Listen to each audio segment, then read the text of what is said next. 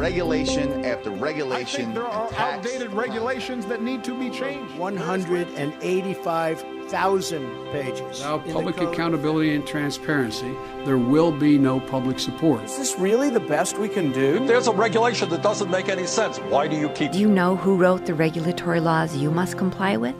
Welcome to the Regulatory Transparency Project's fourth branch podcast series. All expressions of opinion are those of the speaker.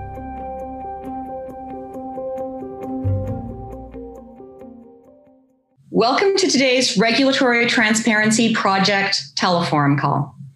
I'm Alita Cass, Vice President for Strategic Initiatives at the Federalist Society and the Director of the Freedom of Thought Project. This project is a new initiative to consider emerging challenges to freedoms of expression, conscience, and thought in a variety of key sectors within corporate America, the tech sector, our law firms and our law schools, and other educational institutions. We invite you to follow other freedom of thought related programming available at the Federalist Society website. We are midway through a showcase discussion series moderated by Judge Katsas that is considering many of the legal questions emerging out of the ongoing debate over tech, social media, and competing expressive interests. Our prior panels have covered First Amendment questions, statutory interpretation questions of Section 230, and questions of common carrier regulation. These are all recorded and available for viewing on our website. Tomorrow, Thursday, July 1st at 1 p.m. Eastern, we will consider questions of antitrust, market power, and the digital platforms. I hope you'll join us for that. But today, we are focusing on our educational institutions. So for today's live podcast, we will discuss critical race theory, the 1619 Project, and the current debate over how best to teach American history. Linda Chavez, chairman of the Center for Equal Opportunity, will moderate this program with Peter Wood, president of the National Association of Scholars, and John Agresto, former president of St. John's College in Santa Fe. If you'd like to learn more about our speakers and their work, you can visit regproject.org, where we have their full bios. And I'll note that after remarks and discussion between our panelists, we will go to audience Q&A, so please be thinking about questions you'd like to ask our speakers. I'm now very pleased to introduce our moderator, Linda Chavez. Linda is the chairman of the Center for Equal Opportunity and a senior fellow at the Niskanen Center in Washington, D.C. In 2000, Linda was honored by the Library of Congress as a living legend for her contributions to America's cultural and historical legacy. In January of 2001, she was President George W. Bush's nominee for Secretary of Labor until she withdrew her name from consideration. She has held a number of appointed positions, among them chairman of the National Commission on Migrant Education, the White House Director of Public Liaison, staff director of the U.S. Commission on Civil Rights, and she was a member of the Administrative Conference of the United States. She was the Republican nominee for U.S. Senator from Maryland in 1986. In 1992, she was elected by the United Nations Human Rights Commission to serve a 4-year term as U.S. expert to the UN Subcommission on the Prevention of Discrimination and Protection of Minorities. Linda, the floor is yours. Thank you very much, Alita. It's a pleasure to be here with the Federalist Society and also to be with two friends, one of my oldest friends, John Agresto, and Peter Wood, also a friend and colleague, and I'll be introducing them at a little bit greater length in a moment. But first of all, let me introduce the topic. Critical race theory is very much in the news these days. Articles and opinion pieces about it have been peppered throughout all major publications in the U.S., and there has been a flurry of legislative activity. According to Education Week, the most recent stats on states that have some way or another tried to restrict critical race theory in public schools include 26 that are considering it and 9 that have already banned it in one form or another. Most recently, Florida, the Department of Education banned critical race theory. So given that it is such an incredibly controversial topic, I thought it might be best to begin by giving a short definition of critical race theory. And instead of giving a definition that I wrote or that one of our panelists might have written, I decided to go to the American Bar Association, which has up on its website a lesson on critical race theory, and hear it from the point of view of those who support critical race theory. So I'm going to read you a short paragraph before opening discussion. Critical race theory is not a diversity and inclusion training, but a practice of interrogating the role of race and racism in society that emerged in the legal academy and spread to other fields of scholarship.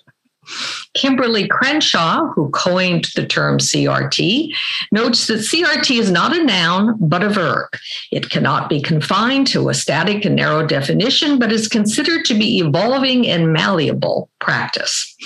It critiques how the social construction of race and institutionalized racism perpetuate a racial caste system that regulates people of color to the bottom tiers. CRT also recognizes that race intersects with other identities, including sexuality, gender identity, and others. CRT recognizes that racism is not a bygone relic of the past. Instead, it acknowledges that the legacy of slavery, segregation, and the imposition of second-class citizenship on Black Americans and other people of color continue to permeate the social fabric of this nation. Well, I have an idea that our two guests are going to take issue with that introduction and give their own definitions of critical race theory. So without further ado, let me just say a word or two more about our two guests. First, Peter Wood is president of the National Association of Scholars. He's also a former professor of anthropology and college provost. He's the author most recently of 1620, A Critical Response to the 1619 Project, and the author of several other books, including Diversity, the Invention of a Concept, which he wrote in 2003, and a book called A Bee in the Mouth, Anger in America Now, 2007, and Diversity Rules, 2020. John Agresto is a longtime professor of American history, politics, and political thought, and he's also the retired president of St. John's College in Santa Fe, New Mexico. He was the senior advisor to the Ministry of Higher Education in Iraq, and subsequently chancellor and academic dean at the American University of Iraq, which he helped found just over 10 years ago. He's presently finishing a book on liberal education and American democracy. So, Peter, one of the most well-known expositions of critical race theory was the New York Times 1619 Project, which was edited by Nicole Hannah-Jones. Can you give us a brief description of the 1619 Project and how it has come to be so influential in so many curricula in various states? Thank you. The 1619 Project was a 100-page collection of articles, 10 major articles and about 20 briefer ones.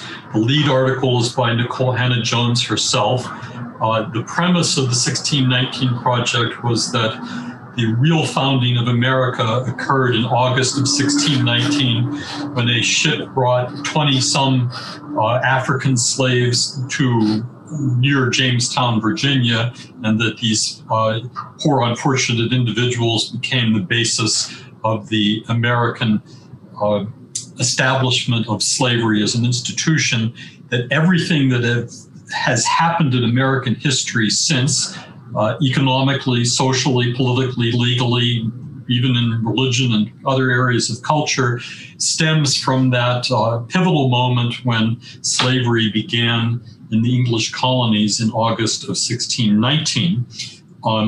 This thread is traced through the 10 ensuing essays in the original project, where we learned such things as the American Revolution was fought by the colonists in order to stymie the threat of the British to abolish the institution of slavery. Of course, there was no such threat. That never happened. That's pure historical fantasy. But much of the rest of the project follows in that vein. There's the claim that America's material prosperity was the result of low road capitalism, that's the term, which was the approach taken by the plantation slaveholders in antebellum South to derive the maximum amount of labor from their slaves at the minimum degree of material cost in supporting our lives and livelihood.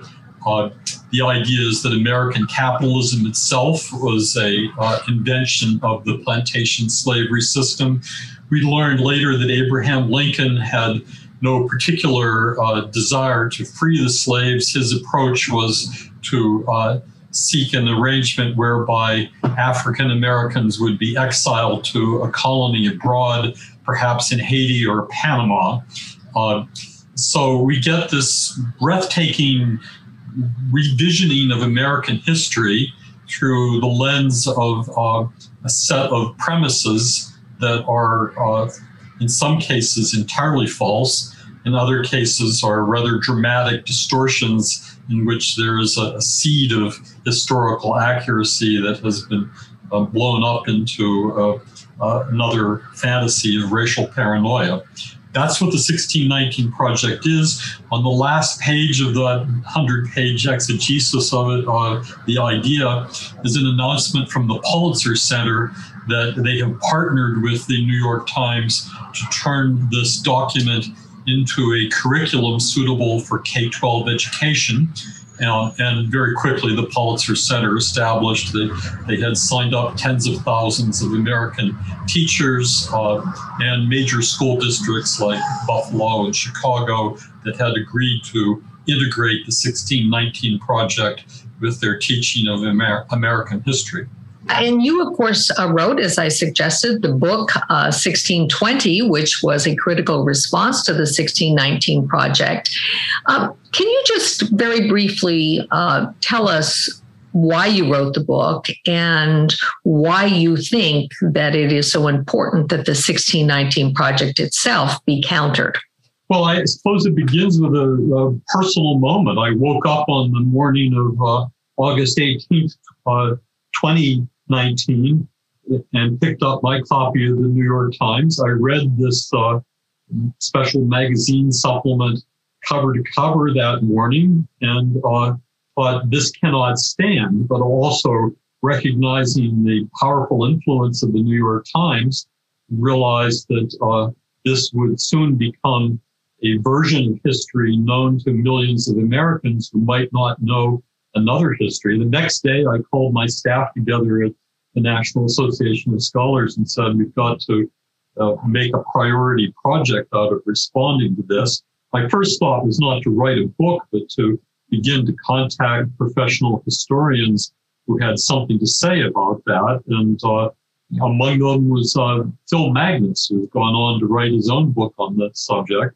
But after several months of gathering these together and seeing that some others were doing similar things, the American socialists had gotten together and brought together a whole lot of left of center historians to refute the 1619 Project. By the end of the year, historians were pleading with the New York Times to make some basic corrections, and the Times was declining to do that.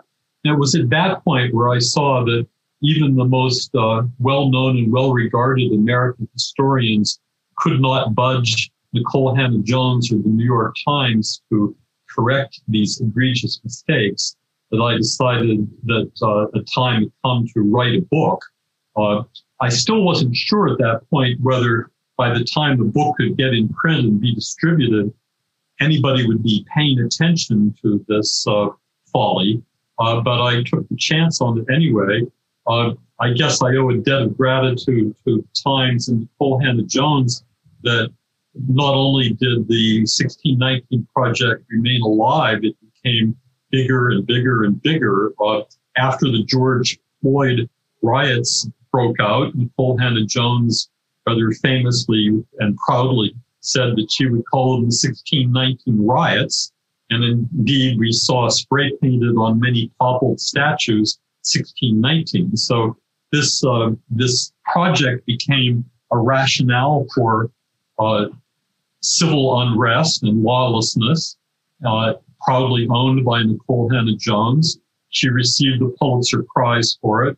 And as probably most listeners know, she's been the center of a controversy at the University of North Carolina over whether she should have a chair in the Hussman School of Journalism there. Breaking news on that today. But so I wrote the book thinking that this was a matter of urgency for the American public.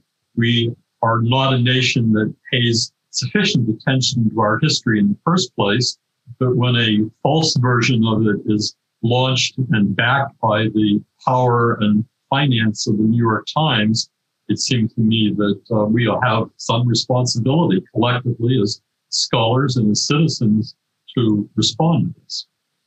Well, I think you're absolutely right about that. And by the way, this isn't the first controversy about the kinds of topics that are included in the 1619 Project.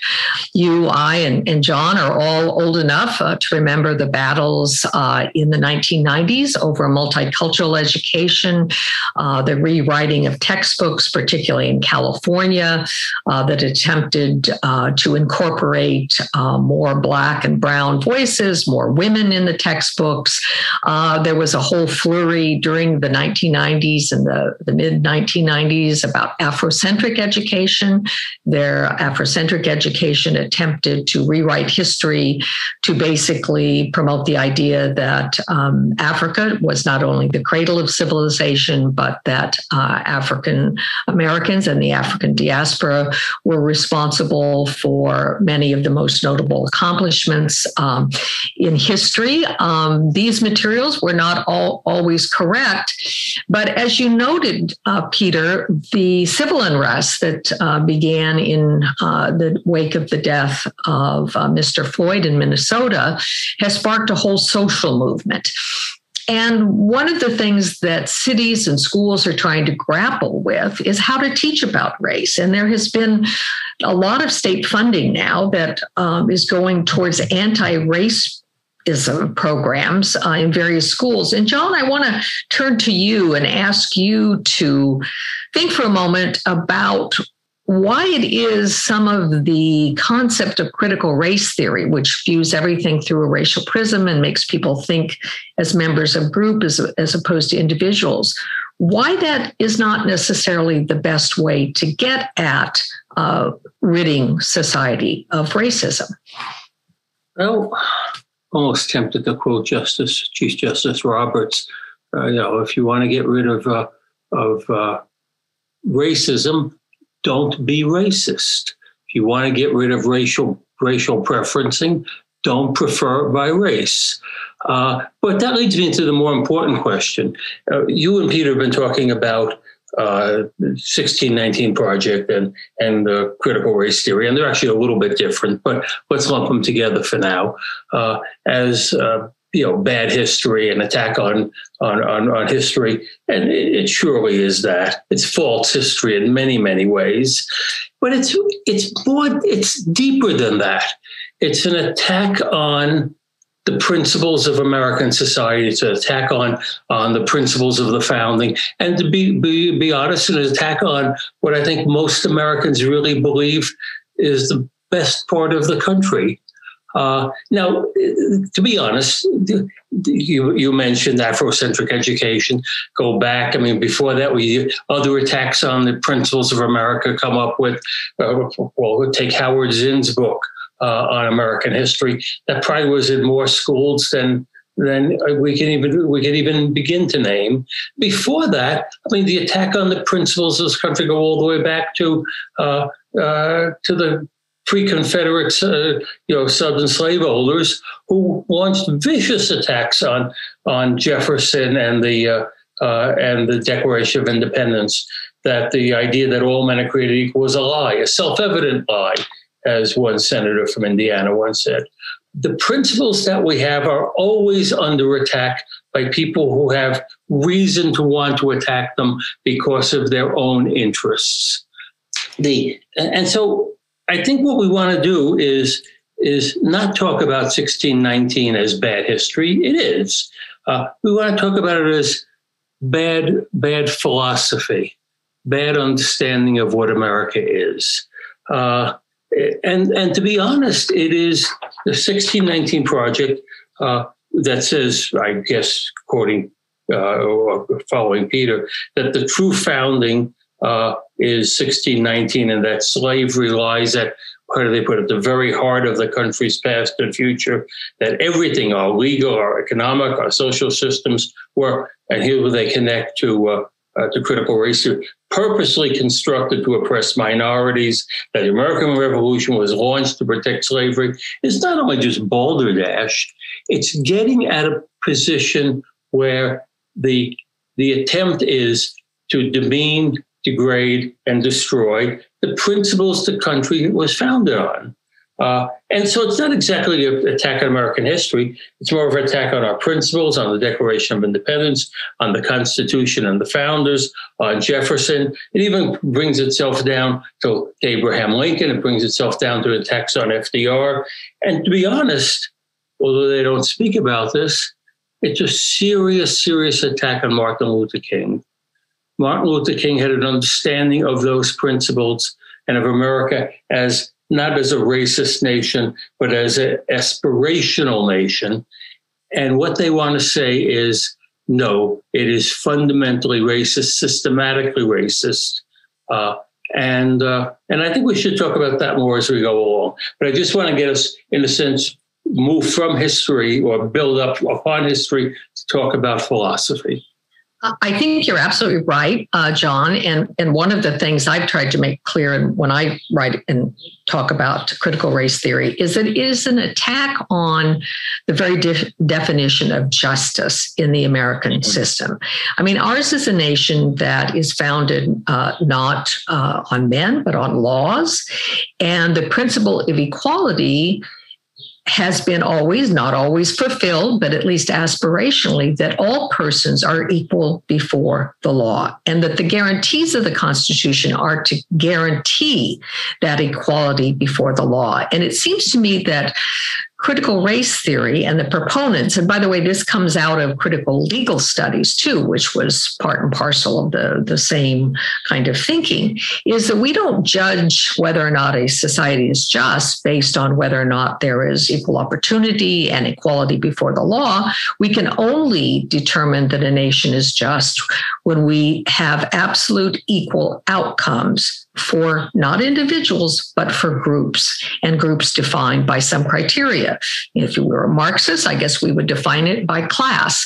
If you're a critical race theorist, then you would define it by race.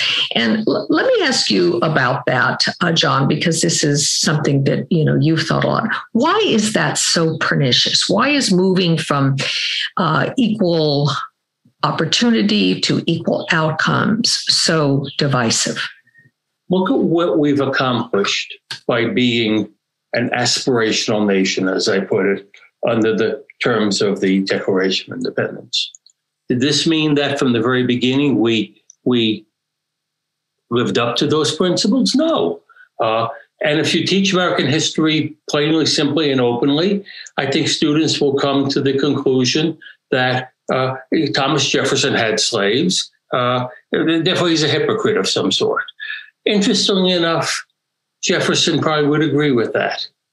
And then you have to ask why. What was it what is it about these principles that make them so hard to live up to, but and so revolutionary in themselves? No other nation, as far as I know, ever launched a kind of war to get rid of slavery because of an idea of human equality. We have to ask, what is it about these principles that makes them so powerful and so controversial? As I said before, slave owners would say they were lies. Charles Beard and the early progressives would say a lie because the country's founded on capitalist oppression. Zinn takes that up, and now we have it that's founded on racial oppression. And the truth is that those principles those principles have made it so that the things you mentioned before, equality before the law, equal opportunity, while still evolving and still getting better and better and better, don't seem to satisfy certain groups, because certain groups can say, well, I'm not up there in the top. So this equality of opportunity and the principles that lie behind it must be wrong. You talk about meritocracy. You talk about promoting people on the basis of merit. Well, some of us get there, but not all of us. And so the odd part is the principles lay out the best that America can be. We try to achieve them, but over and over again, people fall short. And you could only ask, what would we replace them with? Where does the principle that these principles are defective end? Do we get rid of the idea of equal opportunity because we can't make everyone equal in all ways? We get rid of the idea of judging on the basis of merit. We get rid of the idea of judging on the basis of personal responsibility. We get rid of judging, as Martin Luther King might say, on the basis of people's character rather than on accidental qualities such as race or sex or ethnicity. After you expose the lie, as they would say, that America's the land of opportunity, then what? What takes its place? This is really serious because I don't know what would take its place.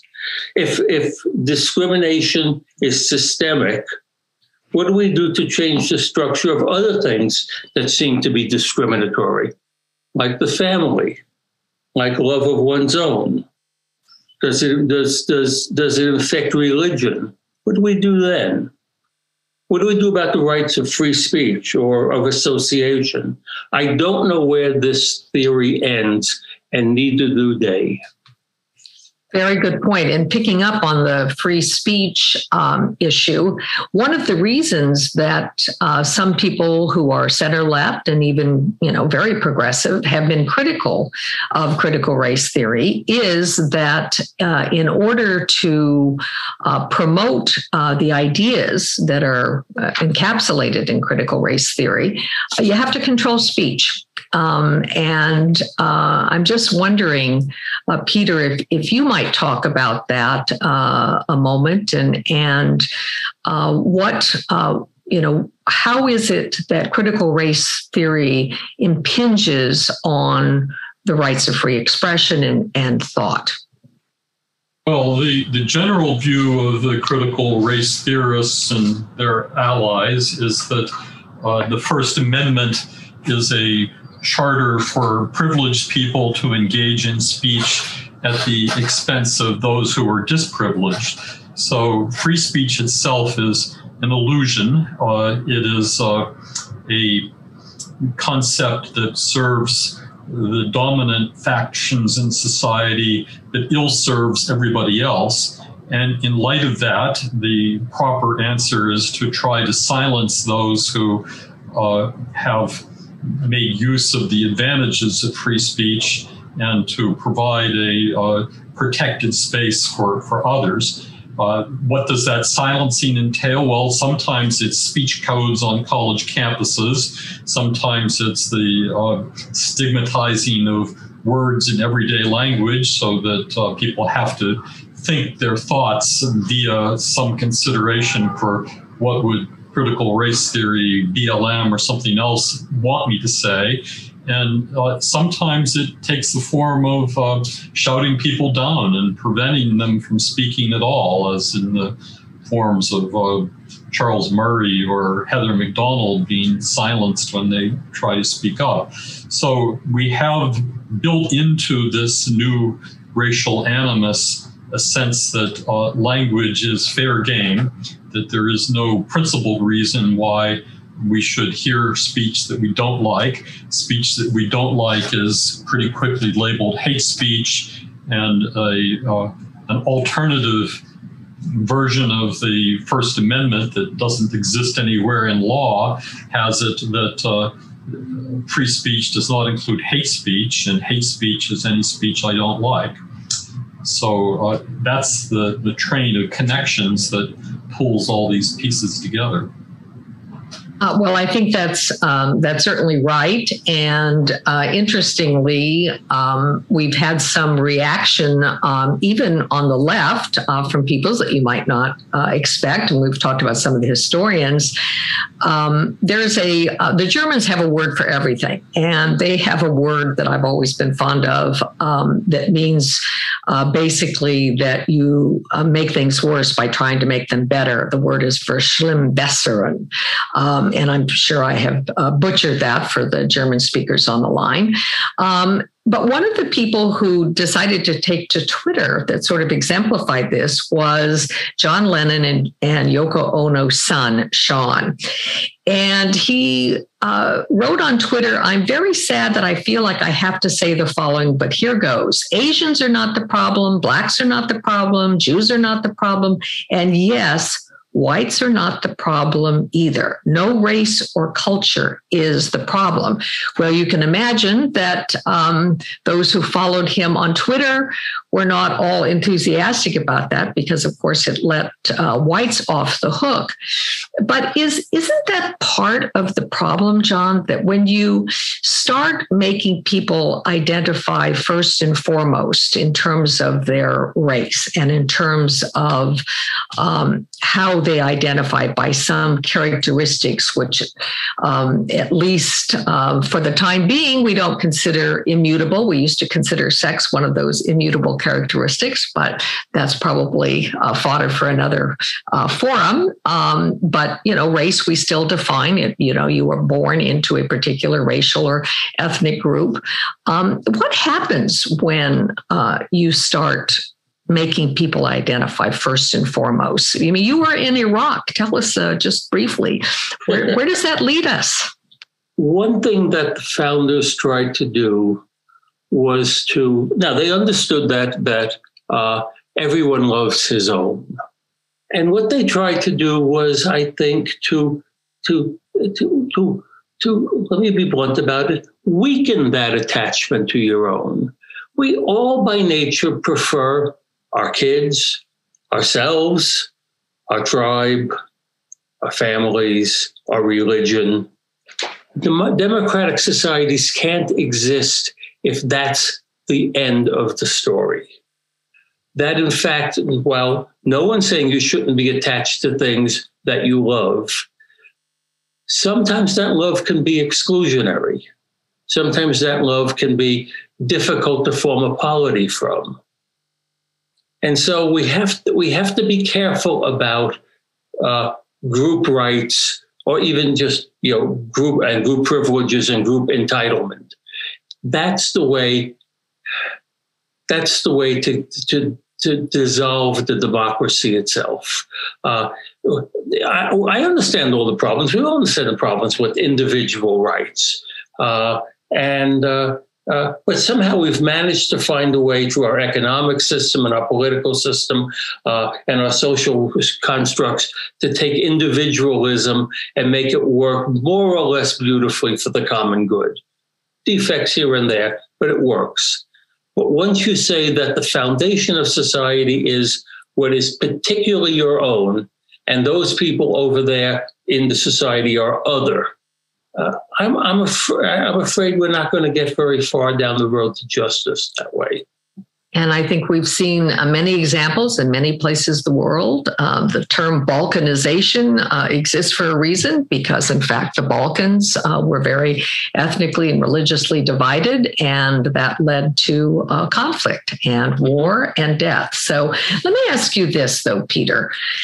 Obviously, we have not always done a perfect job of teaching the full story of America.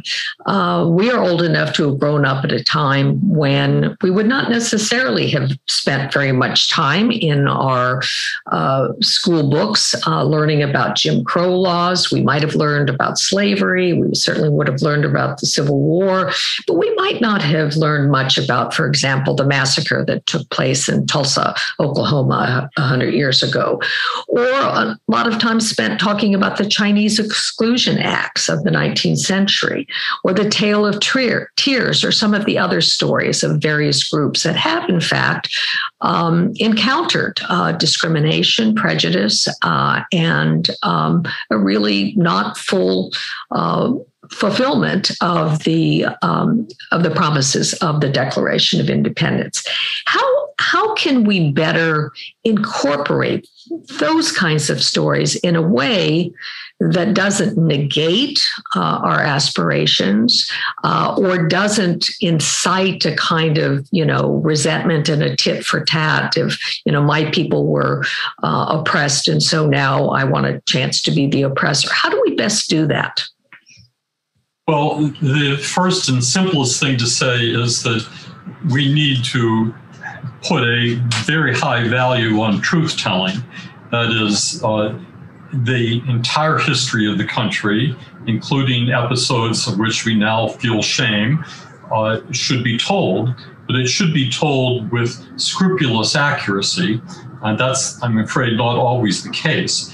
It is true that when I was growing up in the late 1950s and 60s, school books did very little of coverage of the oppression of minorities, blacks in particular, but Native Americans too. When I was writing the 1620 book, I went through a whole lot of textbooks covering the American history as it was taught from the late 19th century to the present. And there is a dividing line that occurs in the early 1960s. Before that, the coverage is very spotty at best. After that, it becomes progressively richer and richer and richer. It'd be very difficult these days to find a history textbook in mainstream use in American schools that does not give rich and ample coverage to minorities. So I think in some ways the problem was already solved well before Nicole Hannah-Jones decided to pick it up with the false claim that this story had never been told. It has been told. There is probably no subject that has more American historians specializing in it than slavery and its aftermath. It is the most popular specialization within the history of in American historiography, I should put that. So we're not lacking in knowledge of what happened. We have a pretty good handle on how to tell these stories faithfully. But we have to watch out for the demagogues who want to take this over and turn it into a false history. Now, there is another layer to this. I'll be referring back to John on this. I'm an anthropologist, and I see human beings as a pretty aggressive species. We like to divide ourselves into hostile competing groups. We don't need a lot of incentive to do that. We can form alliances across those competing lines, but generally speaking, our default is tribalism. And what we have to deal with in telling our history is the realization that if you tell it wrong, you are inviting people to divide against each other. So what you have to do is make clear that this is a nation that really is founded on ideals, and seeking unity rather than celebrating diversity is the task at hand. It's very easy to celebrate diversity. Every group wants to magnify its own importance, but it's very relatively difficult to find the bands that tie us together as one nation. And that really becomes the burden that these history textbooks and civics textbooks need to embrace. Let me also throw now to John the point that Peter made, but also reminding everyone that our national motto was established as out of many, one. How do you go about creating that, John? What does that even mean, out of many, one? Okay, good question. I not only look at that motto, but the preamble to the Constitution. Think of all they wanted to accomplish. They didn't want to accomplish just one thing. The first thing they say, however, is to form a more perfect union. Okay. Establish justice, ensure domestic tranquility, provide for the common defense, and secure the blessings of liberty to ourselves and our posterity. Boy, you try getting all of those things together, and especially try getting all of those things together if we're a nation of tribes or warring religious factions and sects, or warring economic groupings and occupations. Very, very difficult. But I talking about teaching what is being taught in the schools, and I'm not sure the extent to which critical race theory or more importantly the 1619 Project is being taught in the schools. But being the eternal optimist that I am, I think there's an opportunity here and an opportunity to see what both you and Peter are talking about. Yes, you're both right. There have been times when we had sort of a namby-pamby, whitewashed kind of view of American history. We didn't learn. We may have learned that slavery caused the Civil War, but we didn't learn much about lynchings. We never learned about Tulsa.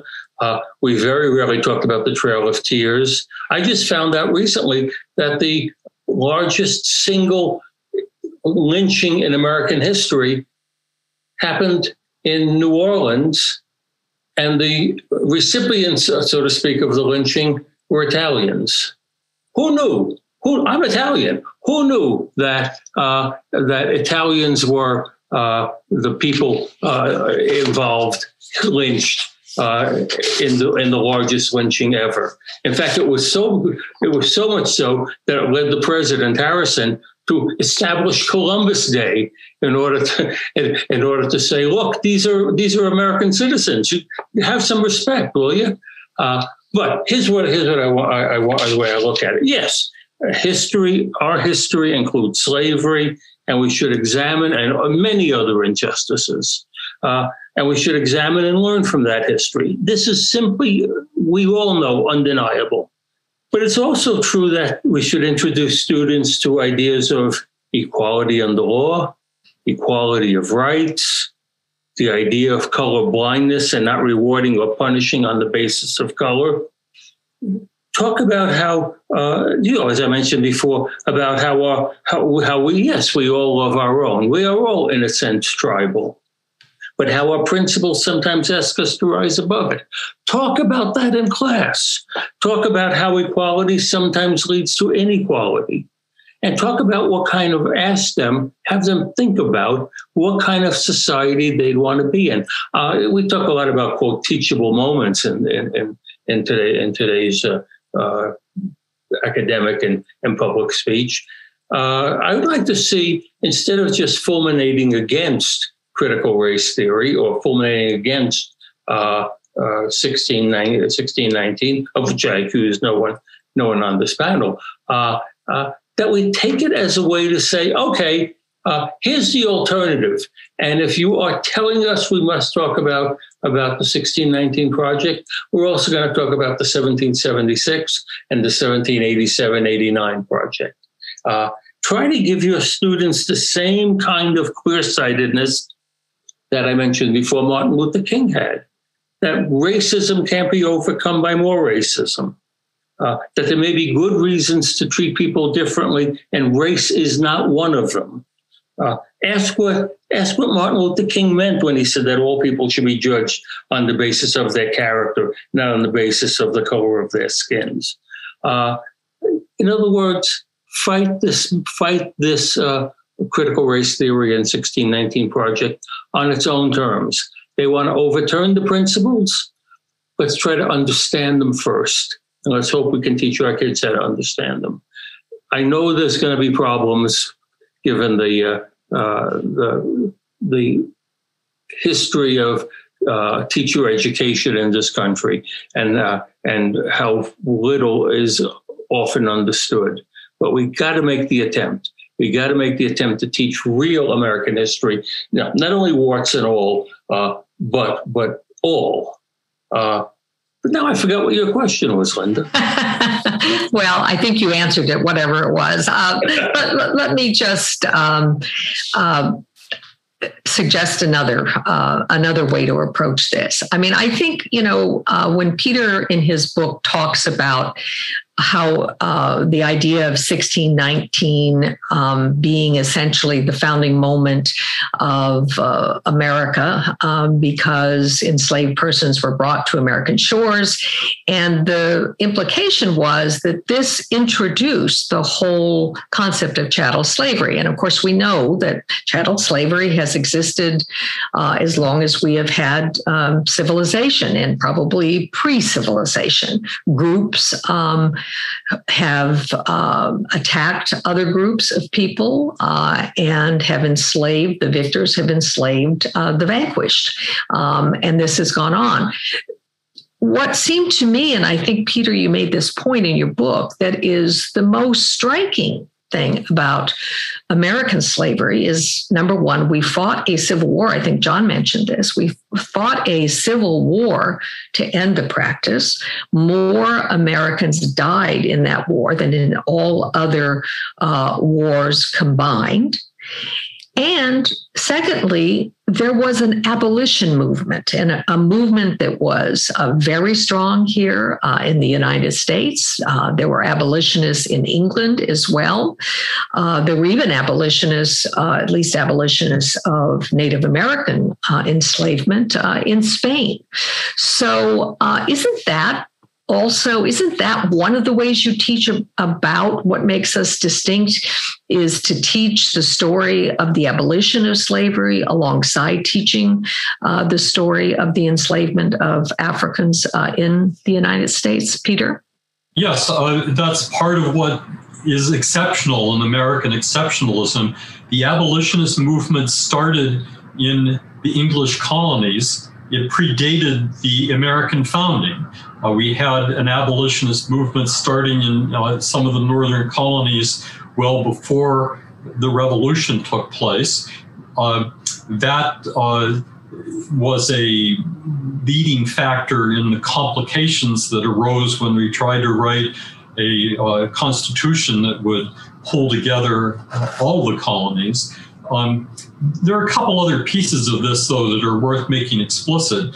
The claim that chattel slavery started in the British colonies in August of 1619 is actually false. A pirate ship brought some slaves to Virginia. That is true. It was the ship was the White Lion. It was British pirates under a Dutch flag that had raided a Spanish ship.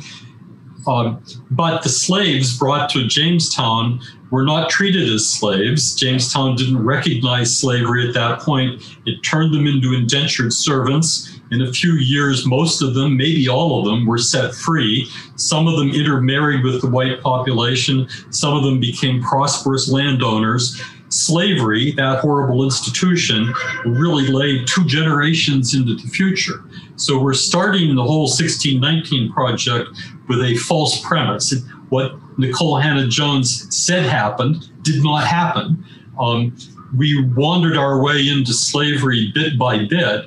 It was really the invention of the cotton gin in 1792, I think it is, that creates the condition when slavery got scaled up to be a major institution in the cotton growing states. All that's a history that needs to be told, and it's not to whitewash any piece of it. Slavery was an odious institution and recognized as such by many Americans who nonetheless got trapped by it. The prosperity of Thomas Jefferson was something he was not willing to give up to live up to his principles.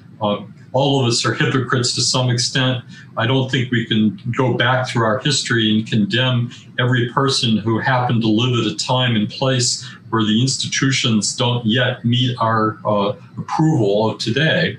But in any case, how we tell our history has got to own the things that we now judge were very wrong, but we also have to own that we were a nation that was striving to be something better even before Thomas Jefferson penned the words that all men are created equal.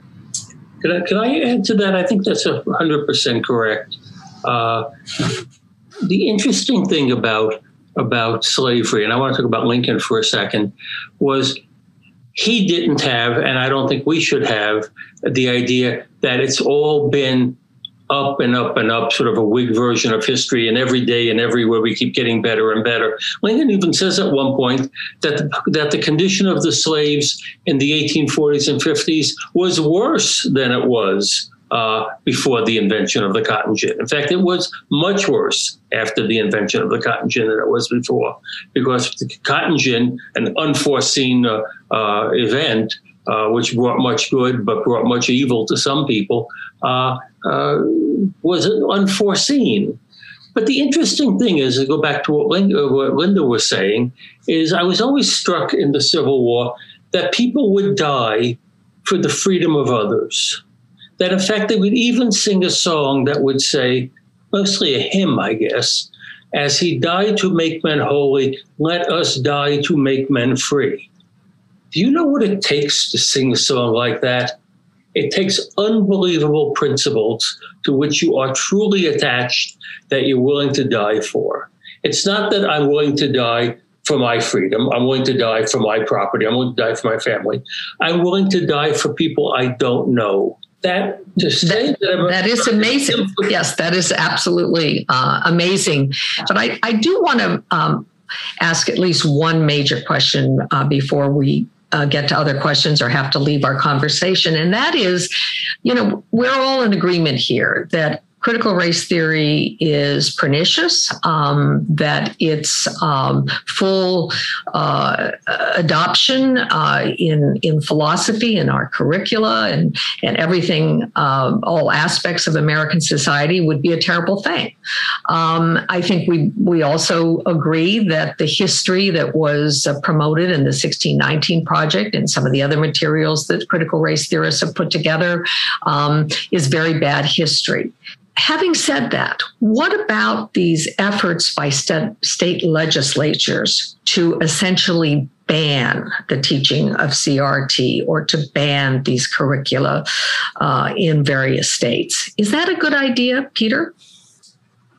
Yes, I'm a proponent of that.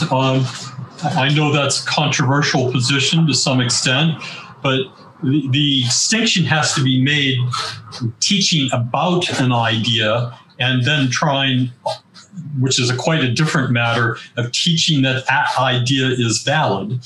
So there's nothing wrong with teaching people that this idea of critical race theory is out there, and this is what it looks like. It says that Americans are systemically racist, that every institution is infected by this, and so on.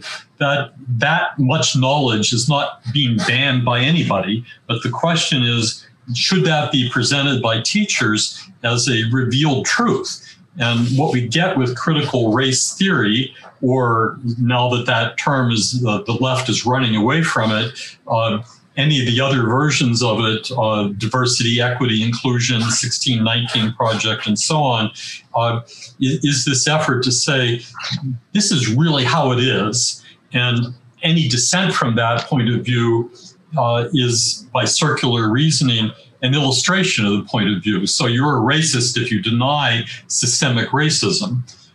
It makes it impossible to have an open-minded discussion, but there's another component of it as well, which is that these things are being introduced to children as young as 6 years old with the absurd claim that what they're doing is opening up a dialogue. Well, what kind of dialogue does a first grader enter into when you tell the first grader that all white people are racist and all black people are victims? There's no dialogue there. You are using the authority of a classroom teacher to impose on students a pernicious idea, an idea that will never be refuted. They're going to go through all 12 grades of school with further reiterations of this, whether filtered through Howard Zinn or Nicole Hannah-Jones or any number of other ideologues are being introduced into the classroom.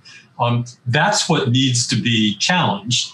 And I think it's a wonderful thing that all across the country, parents and members of communities are flooding into school board meetings and saying, cut it out. Well, if that succeeds, you don't need to pass state laws saying cut it out. But I'm afraid that since the school bureaucracies, the teachers and the administrators are so committed to this program, anything short of state laws that say no is not going to succeed in stopping this in a timely way.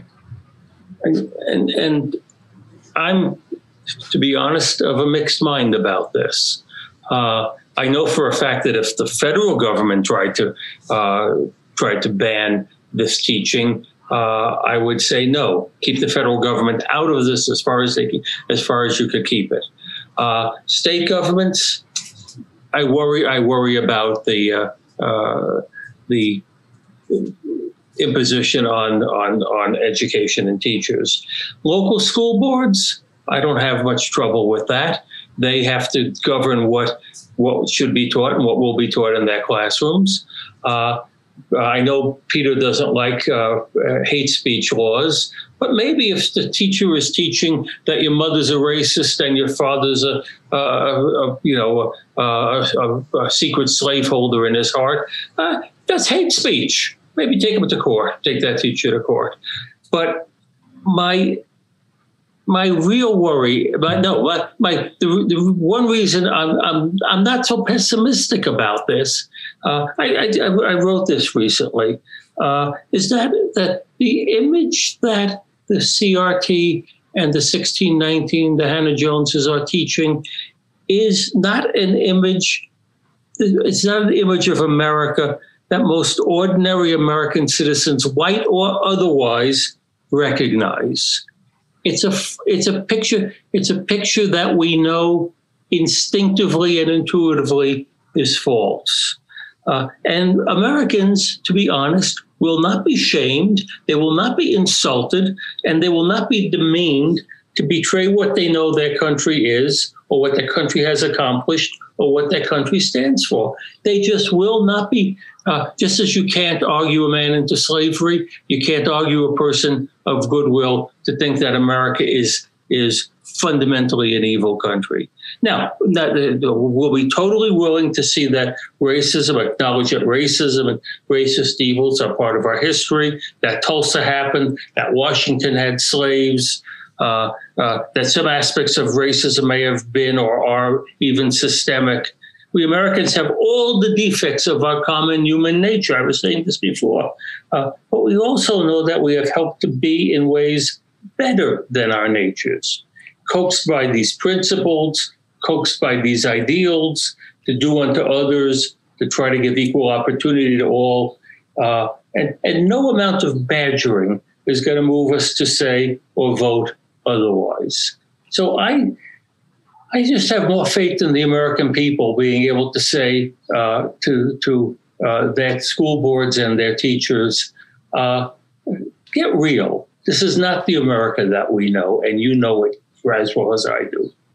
And I will intervene here because we are running out of time. We did eventually get some questions, and a couple of them I'm just going to point to. The first question we came from an anonymous attendee and said, aren't you getting the causal direction wrong? Is CRT 1619 hyper-racialized curriculum causing our national disintegration, or is the shattered curriculum simply a result of our post-1964 Immigration Act democracy geography. I'm going to take a stab at answering that as the person on here who spends most time on immigration. I think that's absolutely wrong. In fact, critical race theory is promoted almost exclusively by white progressives and some in the Black community.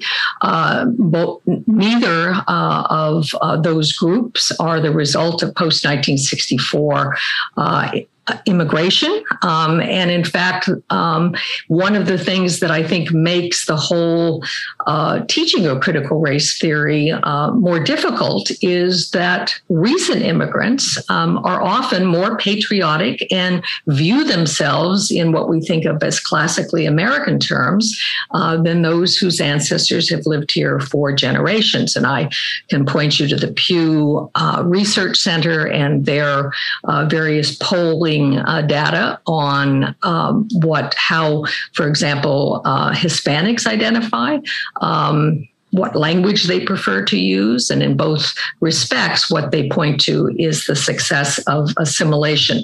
Let me get one more question in here, and that was to whether or not anyone has any idea how many school districts K through 12 are in fact teaching some version of critical race theory. Peter, do you know by any chance? I certainly don't have a number to go with that. I have been trying my best to track the student or the parent protests at school board meetings across the country. I have yet to find a state where that hasn't already happened. I do know that the Pulitzer Center ceased to divulge how many tens of thousands of teachers and how many hundreds of school districts have formally adopted the 1619 curriculum. I will give you the unscientific impression that it would be hard right now to find very many school districts in this country where some version of critical race theory, or more likely now called diversity, equity, and inclusion, is not formally part of the curriculum. And where it is not formally part of the curriculum, you will still find teachers who have an affection for it and are finding ways to incorporate it. This is pretty much universal now in American K-12 schooling, public schools, private schools, parochial schools alike.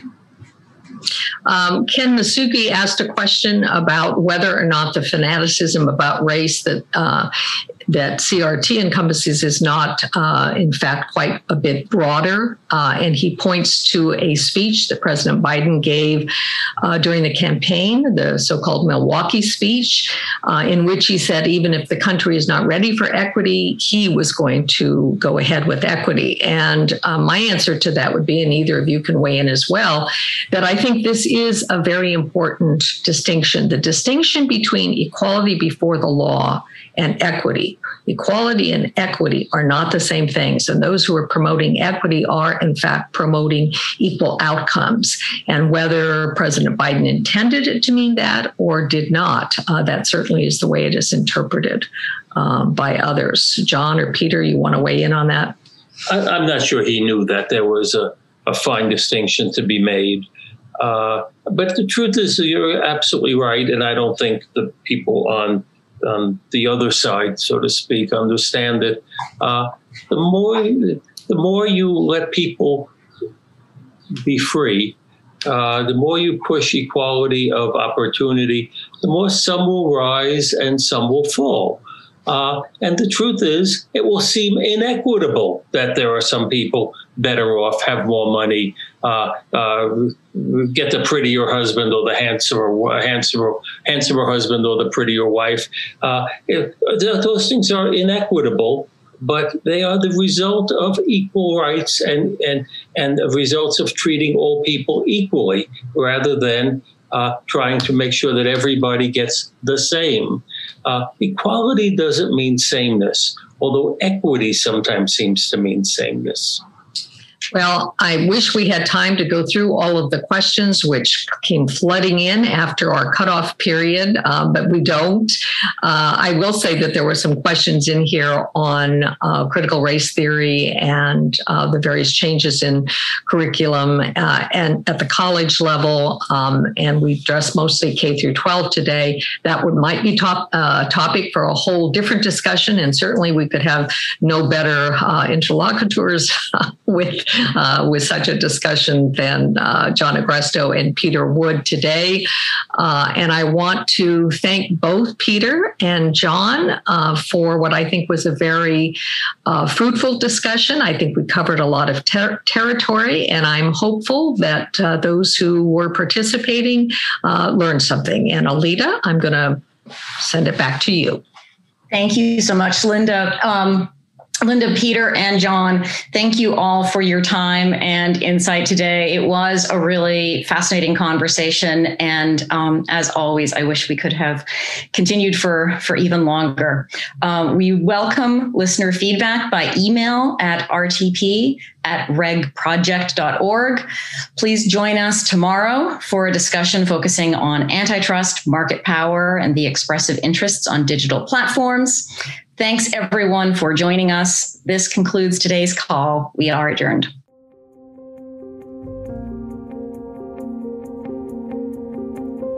On behalf of the Federalist Society's Regulatory Transparency Project, thanks for tuning in to the Fourth Branch podcast.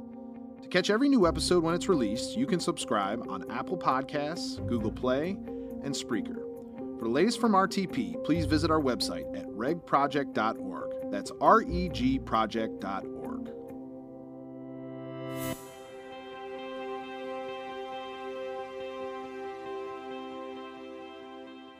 This has been a FedSoc audio production.